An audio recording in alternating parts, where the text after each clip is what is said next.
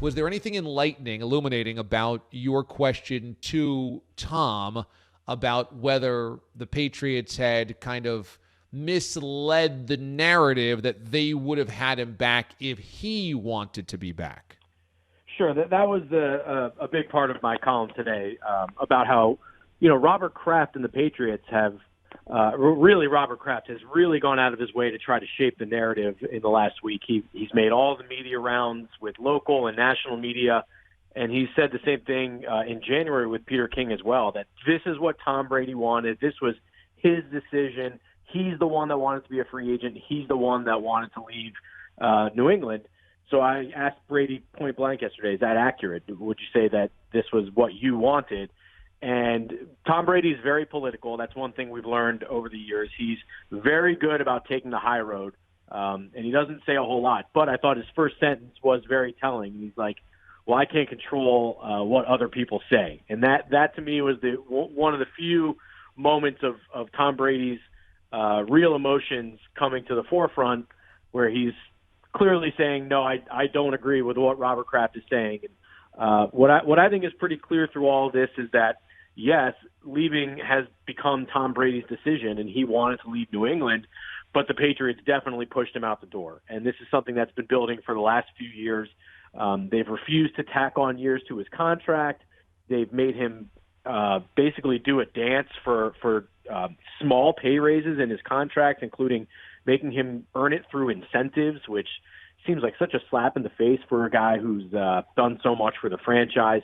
They've squabbled over Alex Guerrero. There's a lot of resentment on both sides about what happened with Jimmy Garoppolo. Brady was upset they didn't get him better receivers. They were upset he didn't show up for OTAs the last 2 years.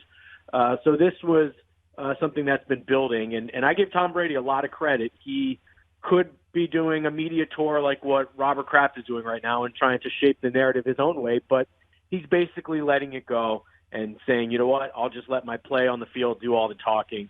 So I think Brady's doing a good job of taking the high road, which isn't the easiest thing right now, because I think one side of this is doing a lot to shape the narrative, and Tom Brady is deciding he's not going to fight back. Ben Volin, senior NFL writer, Boston Globe, joins us this morning on the show.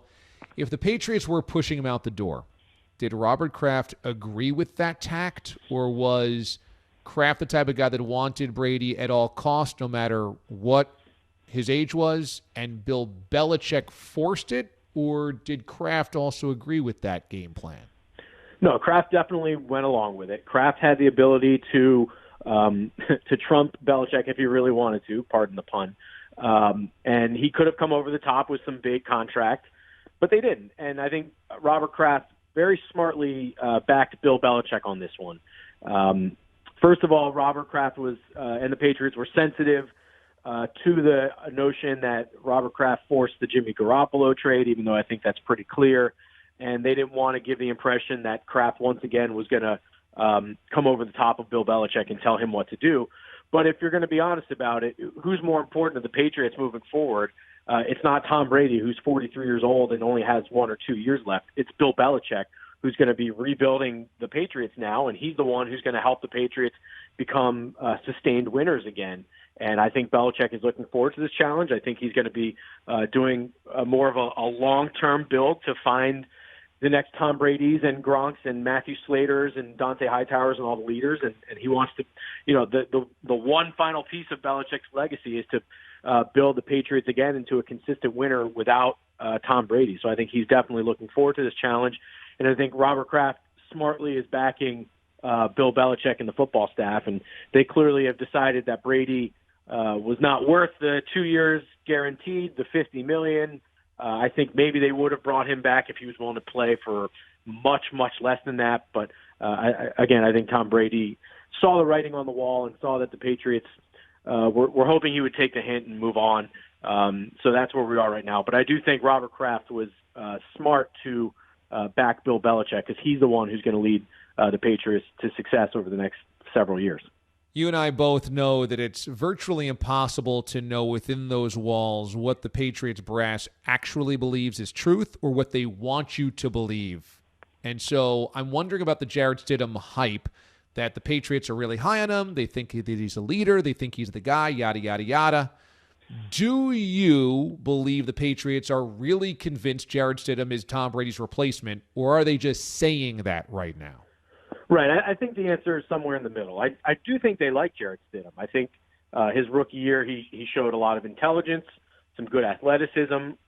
You hear Bill Belichick was raving about Jared Stidham at one point during the season. He was, again, a sign that we should have seen this Brady departure coming. Belichick went out of his way to tell us that there are some practices that Brady hasn't been able to do a whole lot because, the subtext is he's getting old and he needs to be managed.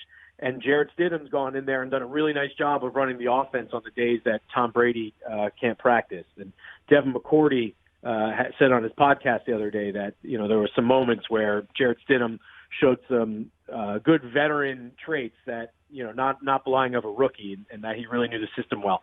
But they can't possibly think or believe that, well, he's the answer and that's all we have to do. I mean, he's thrown 4 NFL passes, one of which was a pick 6.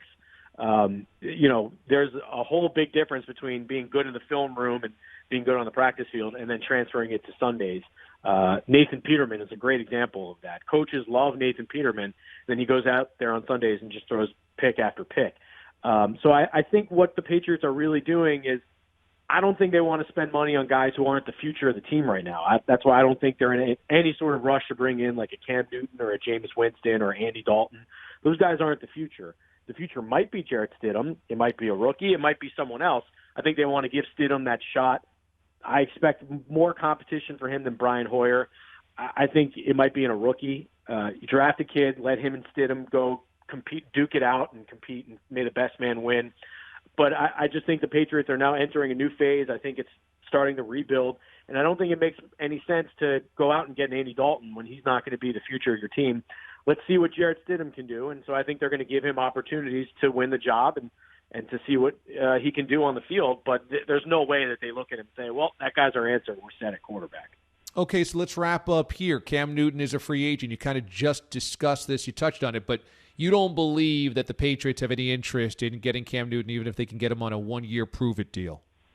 Well, if they did have interest in Cam Newton, it won't be for a long time. Obviously the coronavirus has complicated a lot of things, and especially for Cam Newton with the injuries that he's coming off of the last couple of years, teams are going to want to get a very thorough medical check of him before signing him. And so that can't happen for a long time. And like I said, the Patriots aren't going to be spending big money on a guy like Cam Newton. So maybe if he's just sitting out there forever and he's desperate for a job and no one's offering him anything, maybe they get him on some really short money. But even then, I just don't see his style of play really meshing with what the Patriots want to do. Accuracy and touch have never been a big part of his game. Josh McDaniels and Bill Belichick, they care so much more about limiting your mistakes than the big plays you can make, and that's why Newton and Winston, I just don't see them as fits. Andy Dalton I see as a fit, but I just don't see him as having a future with the Patriots. So again, same thing. Maybe if he's just out there for a long time, just doesn't have a market develop around him, that maybe the Patriots would take a shot with Andy Dalton on some really short money. But I think he'll have options like Jacksonville, maybe Washington. We'll see. But I think the answer for the Patriots is probably Stidham and probably drafting a kid and then having Hoyer as like the mentor and kind of the surrogate coach, and just rolling with that and seeing what they've got. And if it doesn't work out, they can always find another quarterback next year. They're kind of in this purgatory right now, but I think they want to see what they've got with Jared Stidham and whoever else they draft before deciding to, go spend money on a guy like Andy Dalton or Cam Newton, who aren't really part of the future of the team.